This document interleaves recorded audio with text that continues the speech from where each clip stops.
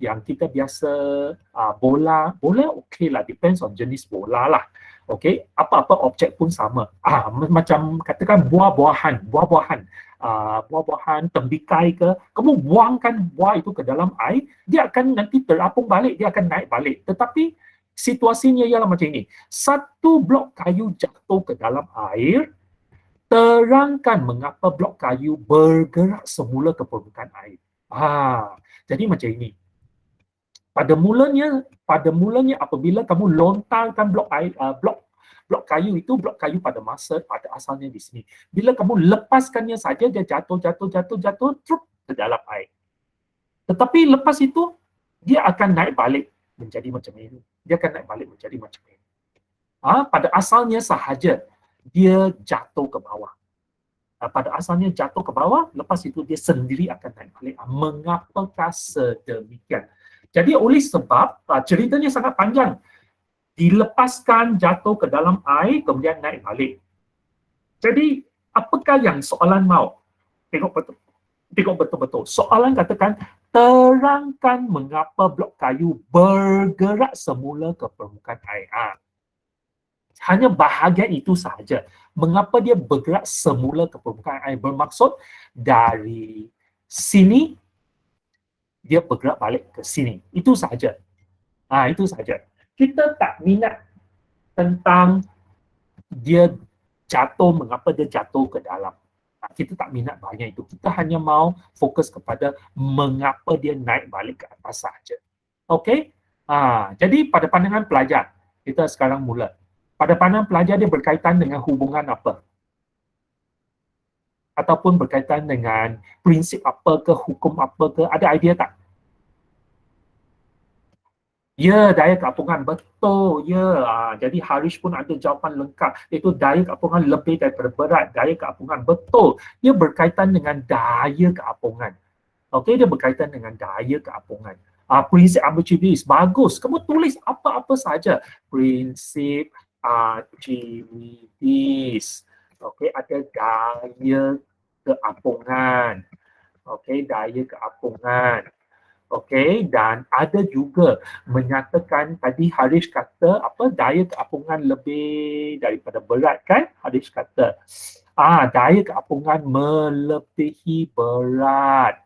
Okey, daya keapungan melebihi berat. Macam itu. Lepas itu kamu kena pasti semua idea itu, barulah kamu susun balik. Jadi kalau kamu tengok di sini ada sebenarnya berapa markah isi penting yang kamu dapat. Sebenarnya ini satu isi penting, kamu ada kena pasti daya keapungan, tetapi ini sudah ulang lah, jadi ini sudah tak perlu. Okey, sebab sudah disebutkan daya keapungan ataupun daya apungan. Apungan, betul ya, ikan betul, apungan. Okey, apungan, macam hubungan. Okey. Jadi prinsip Archimedes pula, nak tulis tak prinsip Archimedes? Apakah ayat untuk prinsip Archimedes? Menurut prinsip Archimedes, ya, nilai daya keapungan sama dengan nilai berat air, berat cair ataupun bendalil lah, ya, disesarkan. Ini adalah dari segi perkataan. Okey, cikgu tak mau ini di sini. Sebenarnya tak salah, tetapi saya nak susun lebih baik di sini. Okey, tak ada masalah. Tak ada salah betul ya, pelajar-pelajar, saya nak tegaskan sekali lagi. Ini sekadar rangka perancangan saja. Okey, lebih baik kita tulis dalam bentuk rumus, sebab dalam rumus baru kita nampak ideanya dengan jelas. Jadi sebenarnya daya keapungan F sama dengan apa itu, rho apa mana tak rho itu, rho ya, PG macam ini. Baru kita nampak. Jadi kalau daya keapungan melebihi berat, bermaksud F itu adalah besar. Jadi mengapa F itu besar? Mengapa F itu besar? Sebab kita sekarang tahu bahawa daya keapungan melebihi berat. F melebihi berat W. Jadi mengapa F itu boleh jadi begitu besar? Sebabnya ialah V-nya besar. V-nya besar sebab kita tengok dia telah jatuh ke dalam air. Jadi bila dia jatuh ke dalam air, okey, bila dia jatuh ke dalam air, saya akan warnakan ini merah. Okey, bila dia jatuh ke dalam air, sebenarnya berat air yang disesalkan ialah ini. V yang sangat besar, V yang sangat besar. Jadi objek ini akan naik ke atas supaya V itu menjadi lebih kecil. Cuba tengok sekarang V sudah jadi lebih kecil. Okey, V itu sudah jadi lebih kecil. Jadi sebenarnya dalam situasi yang awal ini, kita dapati bahawa V-nya sangat-sangat besar. Ya, bila dia keseluruhannya, sekejap ya, cikgu nak buat apa sebenarnya? Oh, cikgu nak letak text box. Cikgu nak letak text box. Okey. Jadi bila V-nya sangat besar, kita dapati bahawa F-nya pun besar. F-nya sangat besar. Apa nanti saya gunakan anak panah. Ini ialah F. Ada daya keapungan F. Jadi pelajar mesti tahu label ya. Soalan label adalah sangat popular. Selain pada F, ada juga W. Okey. Dalam SPM, label itu merupakan satu soalan yang sangat popular. Jadi macam mana nak label? Kita ada F dengan V. F dengan W. Okey. Ini ialah F. Daya keapungan. Okey, pada masa yang sama kita juga ada berat. Berat bagi objek tersebut. Berat bagi objek tersebut ialah ini. Okey, cikgu warnakan dia dengan warna lain. Ini ialah biru. Okey, macam ini. Okey, pada ketika ini kita dapati bahawa berat air yang disesalkan, isi padu air yang disesalkan adalah sangat besar. Sebab dia terendam sepenuhnya di dalam air. V-nya sangat besar, penuh. Maka ini menyebabkan F-nya sangat besar. F-nya sangat besar.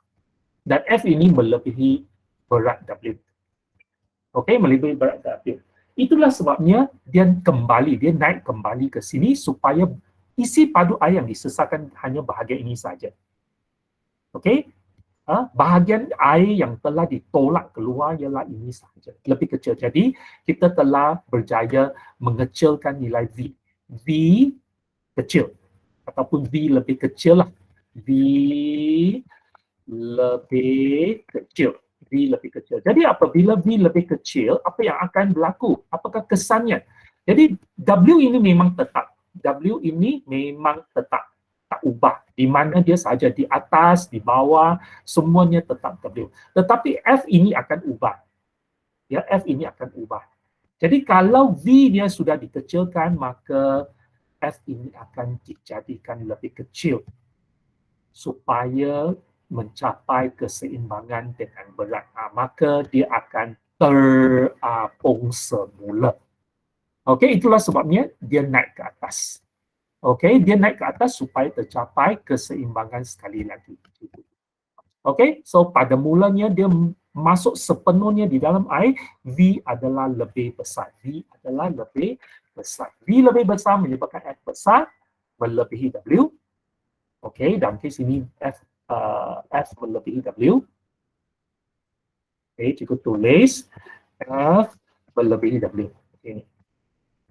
Okey, tetapi dia akan secara automatik naik ke atas supaya V ini lebih kecil, supaya F ini lebih kecil. Dan sampai takat di mana tercapailah keseimbangan, maka dia berhenti di situ.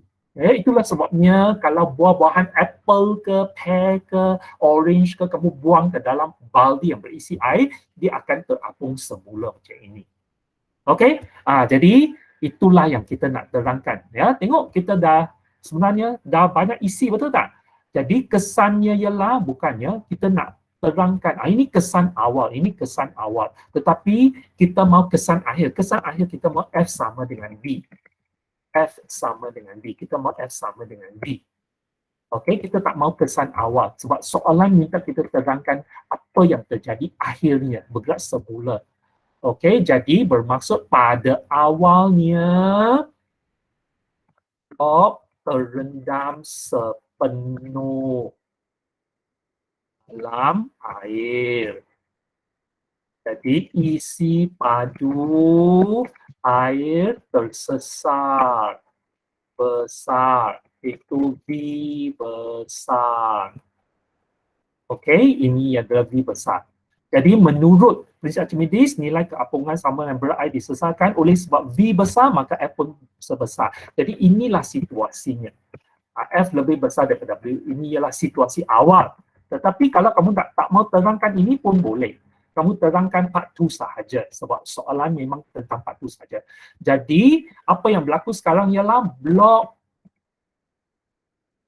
Okey, blok naik ke permukaan air. Mengapa bila dia naik ke permukaan air, maka isi padu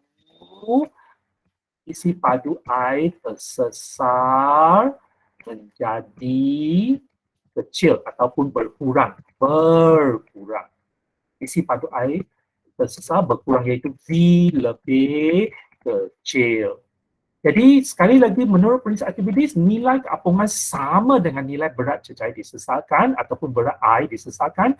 Oleh sebab V sudah jadi lebih kecil, maka F akan menjadi lebih kecil.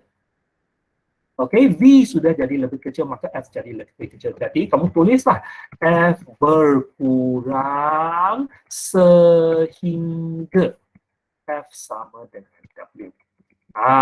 Iaitu daya keapungan sama dengan berat. Itulah sebabnya. Jadi sebenarnya fokus jawapan untuk soalannya ini ialah bahagian ini, bukan ini. Ini ialah situasi awal. Jadi kalau kamu terangkan ini, kamu tak menjawab soalan itu sebenarnya. Sebab kalau kamu baca soalan itu betul-betul, dia hanya katakan mengapa blok kayu bergerak semula ke permukaan air. Dia bergerak semula ke permukaan air sebab dia nak kurangkan bahagian merah ini. Iaitu V. Dan bila dia kurangkan V, F ini jadi lebih kecil. Sehingga F sama dengan W. Itulah sebabnya jawapannya, cikgu ulang, blok naik ke atas, ke permukaan air, bukan sepenuhnya di atas air, sebahagian masih terendam, supaya V lebih kecil. Jadi menurut prinsip Archimedes memang sentiasa macam ini ya, jangan tukar ya, jangan tukar lebih atau kurang ya. Archimedes memang kata sama. Yang ini bukan prinsip Archimedes, ini yang lebih kurang sama ini bukan prinsip Archimedes. Ini semuanya ialah tentang daya bersih. Okey, prinsip Archimedes sentiasa sama ini. Jadi kalau V sudah jadi lebih kecil, maka F akan dikecilkan. Jadi F akan dijadikan kecil sehingga dia mencapai keseimbangan daya dengan W. Okey? Jadi itulah penerangan untuk soalan ini. Okey? Terangkan mengapa blok itu bergerak semula. Ini soalan SPM dan memang belum berulang. Saya rasa sudah lebih kurang 10 tahun. 10 lebih mungkin 10 lebih tahun. Belum berulang lagi soalan ini. 10 hingga 15 tahun lah. Okey? Baik. Ada apa-apa soalan?